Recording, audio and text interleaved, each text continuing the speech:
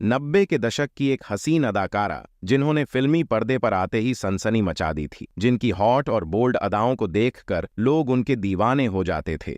लेकिन क्या आप जानते हैं कि एक नामी सुपरस्टार की वजह से इस बदनसीब अभिनेत्री का चमकता करियर डूब गया? क्या आप यकीन करेंगे उस अभिनेता ने इनके साथ जबरदस्ती करने की कोशिश की, और क्यों एक अभिनेता के डर से इन्होंने बॉलीवुड को छोड़कर सन्यासी बनने पर मजबूर हो गई? बताएंगे इस मशहूर अभिनेत्री के बारे में, और भी बहुत कुछ। आप बने रहिएगा हमारे साथ। नमस्कार, मैं विनोद पटेल और आपका स्वागत है हमारे यूट्यूब चैनल में। तनुश्री दत्ता की कंट्रोवर्सी के बारे में अधिक जानें इससे पहले जानते हैं इन्होंने शुरुआत कहां से की और कैसे इनका फिल्मों में आना हुआ था। तनुश्री दत्ता का जन्म 19 मार्च 1984 को झारखंड के जमशेदपुर के एक बंगाली परिवार में हुआ था। जमशेदपुर से ही उन्होंने अपनी स्कूली पढ़ाई की। फिर बाद में पुणे के एक कॉलेज से इन्होंने ग्रेजुएशन किया। कॉलेज में पढ़ाई के दौरान मॉडलिंग करने लगीं और पढ़ाई बीच में छोड़ दी। इसके बाद साल 2004 में उन्होंने मिस यूनिवर्स प्रतियोगिता में हिस्सा लिया,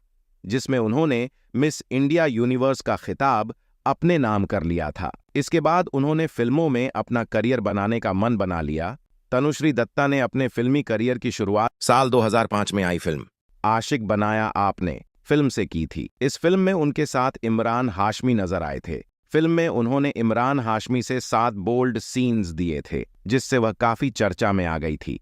उनकी पहली फिल्म एवरेज रही। उसी साल तनुश्री ने तेलुगु फिल्म वीरभद्र में भी काम किया था। इसके बाद तो तनु को कई फिल्मों के ऑफर आने लगे। इसके बाद तनुश्री ने चॉकलेट, भागम भाग, ढोल और गुड बॉय बेड बॉय समेत कई फिल्मों और एड में काम किया। वह आखिरी बार साल 2010 में आई फिल्म अपार्टमेंट में नजर आई थीं। इस तरह तनुश्री का बॉलीवुड सफर तो काफी छोटा रहा, जिसमें उन्हें कोई खास सफलता भी नहीं मिली, लेकिन वह एक अभिनेत्री के रूप में छाप छोड़ने में सफल रहीं। अब बात करते हैं इनकी कंट्रोवर्सी लाइफ के बारे में। फिल्म इंडस्ट्री में खास कामयाबी हासिल न करने के बावजूद तनुश्री काफी समय तक चर्चा में रहीं, जब उन्होंने दिग्गज अभिनेता नाना पाटेकर पर सेक्सुअल हैरेसमेंट और छेड़छाड़ का आरोप लगाया था। तनुश्री दत्ता ने अपना करियर खत्म होने के पीछे का कारण नाना पाटेकर को बताया। तनुश्री जब साल 2008 की फिल्म हॉर्न ओके प्लीज की शूटिंग में व्यस्त थीं, उस दौरान उन्हें एक आइटम सॉन्ग के दौरान नाना पाटेकर संग स्टेज शेयर करना था। आइटम सॉन्ग को शूट करने के दौरान शादीशुदा नाना पाटेकर का दिल मचल गया और उनसे रहा नहीं गया और उन्होंने अभिनेत्री तनुश्री दत्ता को बाहों में भर लिया। नाना की इस हरकत से तनुश्री दत्ता आग बबूला हो गई।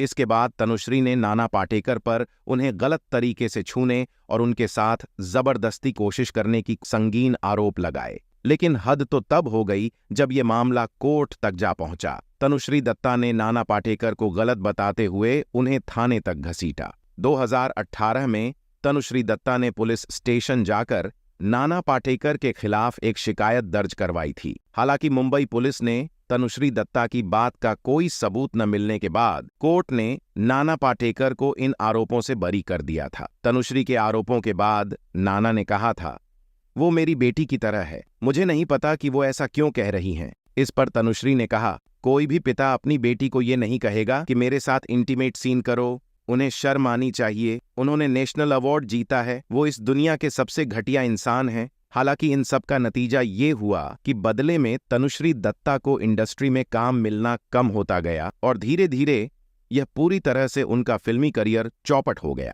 इस घटना का जिक्र अभिनेत्री तनुश्री दत्ता ने साल 2013 में भारत में मीटू मूवमेंट अभियान के दौरान किया था। ये नाना पाटेकर ने जब बदतमीजी की मेरे साथ, पहले दिन से उसने अपनी हरकतें शुरू कर दी थी। कुछ मीडिया रिपोर्ट्स के मुताबिक काम से ब्रेक लेने के बाद तनुश्री ने धर्म और अध्यात्म की तरफ अपना रुख कर लिया। डिप्रेशन के चलते उन्होंने अपने शुरुआती 1.5 साल एक आश्रम में बिताए। इसके बाद उन्होंने लद्दाख में जाकर बौद्ध ध्यान संबंधी श्वास तकनीक सीखी, जिससे उन्हें डिप्रेशन से बाहर आने में मदद मिली। तनुश्री के अनुसार लद्दाख के बौद्ध मठ की वजह से उन्हें फिर से एक नॉर्मल जिंदगी मिली। तनुश्री दत्ता कई सालों से पर्दे से दूर हैं, लेकिन इस दौरान वह सोशल मीडिया पर अपनी तस्वीरें और वीडियोज शेयर करती रहती हैं। फिल्मों से दूरी बनाने के बाद तनुश्री का वजन काफी बढ़ गया था और वह पहले से काफी अलग भी दिखने लगी है। बता दें कि आखिरी बार तनुश्री रामा दी सेवियर फिल्म में नजर आई थीं, जो कि साल 2010 में रिलीज हुई थी। ये कहना उचित है दोस्तों कि यदि तनुश्री दत्ता कंट्रोवर्सी के बजाय अपने करियर पर ध्यान दे लेती तो आज उनका फिल्मी करियर बुलंदियों पर होता। आप तनुश्री दत्ता और नाना पाटेकर के बारे में क्या कहना चाहेंगे, कमेंट सेक्शन में जरूर बताइएगा। और ऐसे ही फिल्मी बातों से जुड़े रहने के लिए शेयर, सब्सक्राइब एंड लाइक। मिलते हैं नेक्स्ट वीडियो में। धन्यवाद।